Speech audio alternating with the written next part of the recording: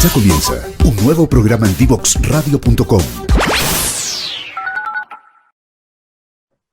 Bueno, ya estamos de vuelta, luego de esta segunda pausa comercial. Nos acompaña Isabel Salinas, fundadora y además CEO de Cataliza I+D+I. Estamos hablando sobre innovación empresarial y especialmente sobre el incentivo tributario a la I+D, investigación y desarrollo.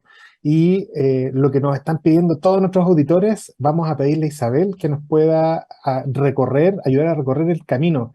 Imagínate, Isabel, que nos están escuchando, obviamente, emprendedores que quieren saber cómo se hace. Lo primero que quisiéramos que nos expliques bien es en qué consiste este beneficio. No lo hemos Ya, dicho, lo tenemos ahí casi como exactamente. spoiler. ¿En qué consiste el beneficio Sí, tributario? súper importante. Bueno, a ver, el beneficio tributario se compone, por decirlo así, de dos patitas, ¿ya? La primera, que todo esto está, por supuesto, establecido por ley, ¿no es cierto? Dice que las empresas van a poder descontar del impuesto que pagan como contribuyentes de primera categoría el 35% del gasto que realizan anualmente por proyectos de investigación y desarrollo que estén certificados por Corfo. Ahí lo voy a explicar Ujú. después mejor. Y además la ley dice que el 65% restante de ese gasto que yo realicé, el 35% va contra el impuesto de primera categoría y el 65% restante lo voy a poder reconocer siempre como un gasto necesario para producir la renta, aun cuando el Ujú. I+D que yo haga no tenga nada que ver con el giro de la empresa. Es decir, no va a ser un gasto rechazado, siempre va a ser un gasto aceptado, ¿ya? Entonces, voy a poner un ejemplo. Lo que hacen las empresas es presentar los proyectos a Corfo, ¿ya? Por su costo total y por todo su periodo de ejecución, completos, ¿ya? No Ujú. hay restricciones respecto del costo total, ni tampoco hay restricciones respecto del periodo de ejecución. Tú presentas el proyecto a la Corfo, Corfo tiene que verificar que esto cumpla con una serie de requisitos, ¿no es cierto? Pensemos que se certifica. Ese certificado que emite Corfo es vinculante para poder aplicar el beneficio tributario. Entonces, si yo en un año gasté, por ejemplo, 100 millones de pesos para hacer un ejercicio fácil en uno o varios proyectos de I+D, cuando voy a hacer mi declaración de impuesto a la renta, y esto por favor para los que entiendan bien es un ejemplo muy simplificado, pero para que se entienda, Ujú. cuando voy a realizar como empresa mi declaración de impuesto a la renta, una vez que llego a determinar el monto que tengo que pagar como contribuyente de impuesto, a eso le rebajo el 35% de mi gasto, es decir, 35 Ujú. millones de pesos. O sea, si yo tengo que pagar 100 millones de pesos de impuestos, le rebajo 35 millones, ¿ya? Que es el 35% del gasto efectivo que yo realicé en el año.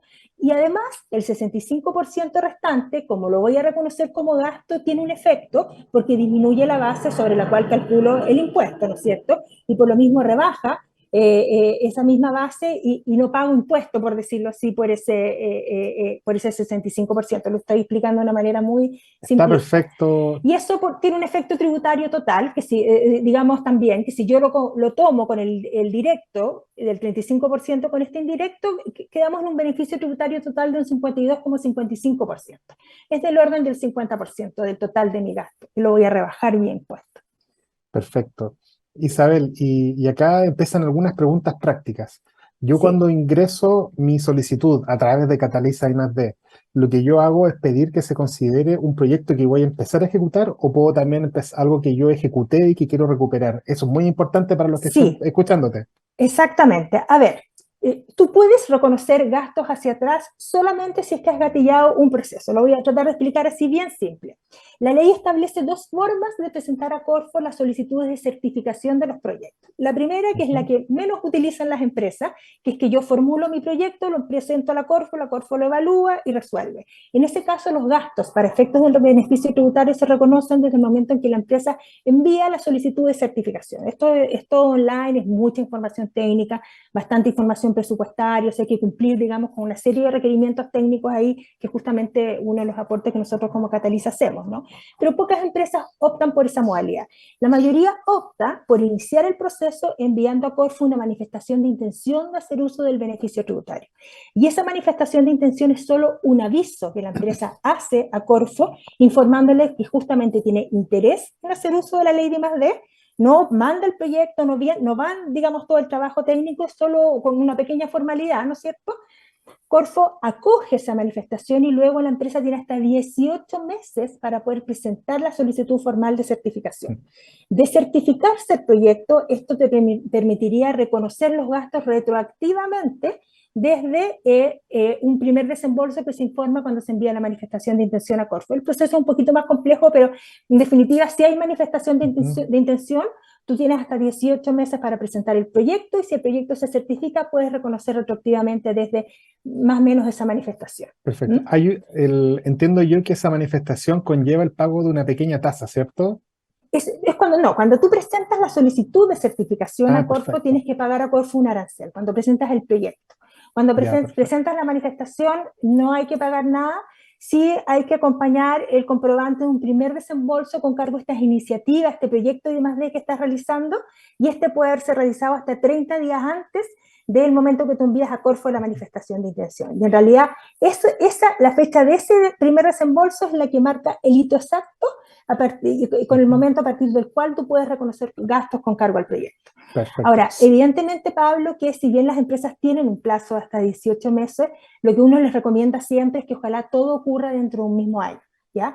Que tú Por presentes la rectificaciones de manifestación, renta. exactamente, porque si no vas a tener que rectificar las declaraciones de impuestos de los periodos anteriores y eso en general es bastante complejo, ¿no? Cuando tú lo hablas con las áreas financiero-contable de las empresas. Aunque la ley lo establece y hay muchas empresas que lo hacen, ¿no? Y es muy clara la ley respecto de eso, en general es algo que no les acomoda y por lo mismo lo ideal es que todo ocurra dentro de un mismo año. Presentas la manifestación, te das un tiempo para formular el proyecto, lo presentas a Corfo y luego Corfo lo certifica todo dentro del mismo año para que puedas aplicar el beneficio tributario por los gastos de ese año en la declaración renta del año siguiente. Perfecto. Y si una empresa tiene una renta líquida disponible por pagar, hace la deducción del 35% y le queda un vuelto, por así decirlo, ¿el beneficio se acaba ahí o se puede arrastrar para el próximo año de recuperar con ese 35% para el año siguiente? No sé si es muy Claro, técnica la pregunta. sí, pero a ver, ¿qué es lo que dice la ley? Porque a diferencia de otros beneficios tributarios que se extinguen en el año, si que tú no los utilizas, Ujú, lo que dice la ley es que en este caso, si la empresa está en situación de pérdida o no tiene impuesto ujú. suficiente contra el cual aplicar el derecho a todo el beneficio tributario que tiene, este no se extingue en el año, sino que lo puede aplicar en ejercicios siguientes. Perfecto. ¿Ya? Es, Entonces, eso evidentemente que es interesante. Eh, eh, yo diría no tan interesante para las pymes y los emprendimientos, porque quizás en qué momento irán a empezar a pagar impuestos, pero efectivamente pueden dejar guardadito ahí un derecho a crédito tributario para poder aplicarlo en el tiempo. Perfecto. Y en la misma línea, el cliente, el contribuyente que está haciendo este ejercicio, puede postular a más de un proyecto una vez que inicia, porque por ejemplo dice, tengo mi línea de investigación por este lado, pero a la vez inicia un proyecto por otro lado, no existen restricciones en relación Ninguna. a distintos proyectos. Exactamente, y eso es el espíritu de esta ley.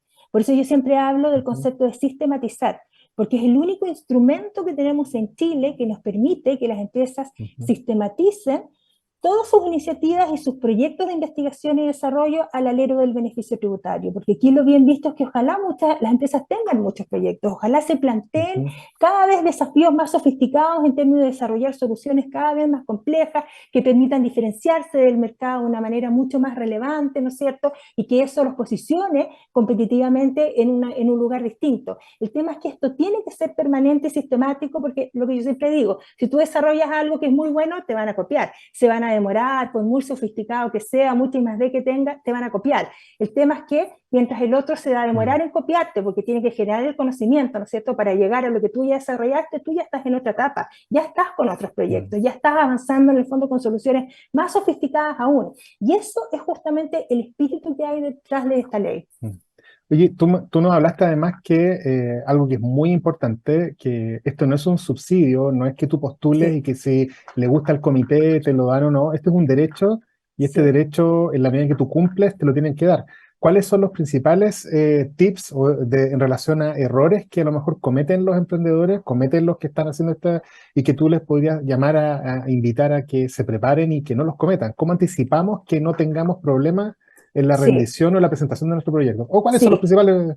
Mira, a ver, o sea, lo que tú dices primero, eso es súper importante, o sea, quienes nos están escuchando, las empresas tienen por ley derecho a aplicar estos beneficios tributarios si tienen proyectos, ¿ya? Y tú puedes tener Ujú, uno o puedes tener 100 proyectos y si todos cumplen con los requisitos que la ley establece, vas a tener derecho a aplicar en los beneficios tributarios. Primero voy a hablar de los requisitos, porque no los he comentado, y de sí, ahí cuáles son como las debilidades que uno sistemáticamente ve respecto a los proyectos que se presentan. Primer requisito, contribuyente de la primera categoría de la ley de impuesto a la renta, obviamente. Segundo, que declare con contabilidad completa. requisitos, no sé, más bien administrativos. Tercero, que demuestres tener un proyecto que tiene una clara componente de investigación y o desarrollo experimental. Y ahí es donde yo les comentaba que se pide bastante información técnica que nos permite entender por qué el proyecto es de investigación y desarrollo, cómo lo diferenciamos de un proyecto de innovación propiamente tal, cómo lo diferenciamos de un proyecto asociado a una inversión, a una transferencia tecnológica o a un servicio profesional, digamos, estándar, por decirlo así, ¿ya? Entonces ahí se pide, hay bastante requerimiento de información para poder identificar los desafíos tecnológicos que nos permitan entender que hay incertidumbres que se tienen que abordar. Segundo, la ley pide que Corfo verifique que la estructura presupuestaria de los proyectos sea coherente con las actividades que se van a llevar a cabo, ¿ya? Y que estas obedezcan a las condiciones observadas de mercado. En definitiva, tú tienes que entregar un buen presupuesto detallado respecto de cómo se estructura tu proyecto, ¿no es cierto? De tal manera que Corfo pueda hacer un buen cruce y un buen análisis respecto a la pertinencia de cada uno de estos gastos en relación al proyecto. Y quinto, que estén las capacidades. Demostrar que tiene las capacidades en términos de recursos humanos, infraestructura y equipamiento que sean necesarias para poder desarrollar el proyecto. Esos son como los 5 requisitos, los macro requisitos, por decirlo así, que Corfo verifica, ¿ya? Y luego yo diría que las principales debilidades, Pablo, son 2. O sea, la primera es que proyectos que no son de I+D, ¿ya?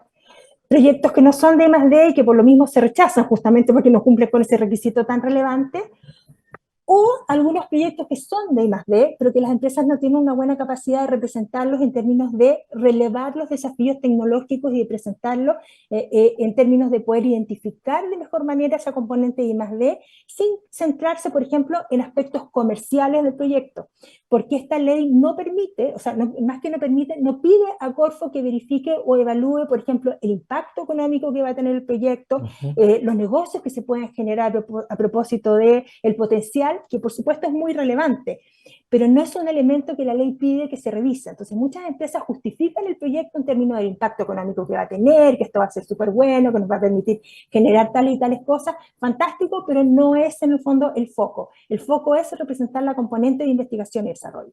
Y lo otro es el tema de la estructura presupuestaria, Pablo, porque lo que pasa es que Corfo tiene facultad para poder certificar proyectos de manera parcial. Entonces, tú pasas la primera barrera en términos de que, ok, logras demostrar que tu proyecto es I+D, pero después desde el punto de vista de la justificación del conjunto de los gastos asociados no eres capaz de justificar la pertinencia, entonces Corfo te certifica el proyecto, pero por un 30 o 40% del costo total. Y eso no te sirve. Entonces, evidentemente, ahí hay que hacer mucho esfuerzo en términos de presentar proyectos robustos, tanto técnicamente como desde el punto de vista de la estructura presupuestaria, para asegurarte que sean certificados en un 100%. Oye, y siendo majadero, obviamente, para nuestros emprendedores, no para ti, Sí. da lo mismo que el certificado sea por 1.000.000 de pesos, 1.000 millones de pesos, 10.000 millones de pesos, acá cumpliendo los requisitos y acreditando, obviamente, ante la Corfo las actividades. El certificado no tiene un límite de monto, excepto por las configuraciones que tiene la misma ley, y tampoco se exige un mínimo para rendir en el proyecto. No, hay un mínimo del costo total que tú presentas a Corfo, tu proyecto, que es de 100 UTM, pero son casi 6 millones de pesos, más o menos. Eso, o sea, para que presentes un proyecto tiene que ser sobre, digamos, ese monto, porque además como hay que pagar el arancel, tampoco se justifica por un monto menor, ¿no? Pero yo te diría que en general se presentan proyectos, hay de todo tipo, o sea, proyectos pequeñitos y hay proyectos por 10.000 millones de pesos, o sea, hay de todo tipo, ¿ya? Depende de las características justamente de la naturaleza de la iniciativa que la empresa quiera llevar a cabo. Oye, y justamente para motivar a nuestros emprendedores que nos están escuchando, a lo mejor algunos dicen, oye, es que para esto necesito inventar un cohete para la luna. ¿Tú nos puedes dar algunos ejemplos de inversión en I+D, en cosas que a lo mejor pudiera entender nuestro público, de que no necesitas tanta complejidad, pero sí cumplir con la ley? O sea, yo entiendo que han habido cierto tipo de hornos para calentar pan, o sea, cosas que están muy en lo cotidiano, que son innovación, son investigación y desarrollo. Pero que a lo mejor el auditor está pensando, ¿no? Que tengo que crear algo muy sofisticado para poder estar acá. Claro, claro. Lo que pasa es que ahí justamente hay que diferenciarlo, porque yo creo que lo más cercano normalmente a las empresas que están iniciando estos procesos, lo que tiene que ver con mejoras sustanciales respecto de algún producto, un proceso, un servicio que tú tengas. Igual detrás de ese concepto de sustancial tenemos que entender que hay desafíos e incertidumbres tecnológicas. Pero, por ejemplo, si yo tengo, vámonos al caso del horno, por ejemplo, si los hornos hornos tradicionales tienen ciertas características y yo quiero agregar ciertos atributos respecto, por ejemplo, no sé, de mayor eficiencia, si quiero agregar atributos, por ejemplo, de materialidad, incorporando ciertos materiales que la verdad es que yo creo que pueden hacer un horno mucho más resistente, que mantenga mejor el calor, por decir algo, ¿no? Y una serie de otras características, pero la verdad es que cuando yo hago una revisión respecto del estado del arte en esta materia, no hay conocimiento y por lo mismo no sé cómo pudiese funcionar, pudiésemos entender que a lo mejor, ¿no es cierto?, hay desafíos tecnológicos en términos de que quiero incorporar una nueva materialidad, desconozco si va a funcionar o no, y si es que funciona, bueno, voy a lograr tener, ¿no es cierto?, un horno con características considerablemente mejoradas respecto de lo que hoy día puede existir, ¿no? Hay otro tema que también es bien relevante que tiene que ver, por ejemplo, con los proyectos de inteligencia artificial, Pablo, que esto es como muy transversal, ¿no? Aplica a distintas industrias y lo hemos visto permanentemente. No todo, por supuesto, lo que es inteligencia artificial está asociado a actividades de investigación y desarrollo, pero normalmente cuando yo desarrollo modelos matemáticos complejos, en el fondo, para poder predecir, por ejemplo, ciertas acciones, para poder, y que me ayuden a tomar mejor las decisiones, normalmente en esos procesos podemos entender que hay ciertas actividades de investigación y desarrollo muy asociadas, ¿no es cierto?, por un lado, actividades habilitantes para el I+D, que forman parte del proyecto, que tienen que ver con, bueno, cómo me hago de data suficiente para poder procesarla, ¿no es cierto?, en estos algoritmos complejos que quiero desarrollar, ya sea que la tenga que adquirir o que tenga que desarrollar sensores o instalar sensores para poder adquirirla, luego desarrollar los modelos en el fondo predictivos propiamente tal y después validar que esto efectivamente me tenga información que sea útil para la toma de decisiones. Eso que es súper transversal en general, digamos, cuando son temas bien complejos, podemos entender que hay ciertos desafíos tecnológicos que califican como I+D. Oye, y una pregunta, tú conoces tanto habiendo estado en innovación, siendo experta en la materia, hazle un llamado a nuestros emprendedores. ¿Cuáles crees tú, o cuáles has visto, porque esto es casi empírico, que son los sectores que más subutilizan este incentivo? ¿Alguno en particular que te llame la atención, que tú ya sabes que la gente, no sé, no voy a decir agro, porque el agro creo que es de los que más lo hacen, pero... Claro, mira, a ver, primero te voy a decir los que más lo utilizan, es lo que yo te decía, que no hay ninguna novedad respecto, digamos, del desarrollo productivo de este país. Sector agrícola, minería, servicios, proveedores de la minería, no gran minería propiamente tal, aunque estamos tratando de avanzar mucho en eso, pesca y acuicultura, y servicios de ingeniería, yo te diría, así como con una mirada general. ¿Y cuáles son los sectores que, de mi perspectiva, yo creo que la banca, sector financiero, cuando uno mira las estadísticas en otros países, es impresionante la inversión que hacen en investigación y desarrollo. Yo en Chile he visto muy poquitos proyectos, los pocos que he visto muy mal formulados por lo demás, entonces además no han prosperado. Yo creo que hay una frustración probablemente ahí de parte de esas empresas y yo creo que la invitación es que lo intenten nuevamente. El sector inmobiliario, sin duda, sector construcción, también creo que ahí hay mucho por hacer, todo lo que tiene que ver con temas de construcción sustentable, ¿no es cierto? Hay espacios muy interesantes, todo lo que es energía, agua, también yo creo que debieran desarrollarse mucho más y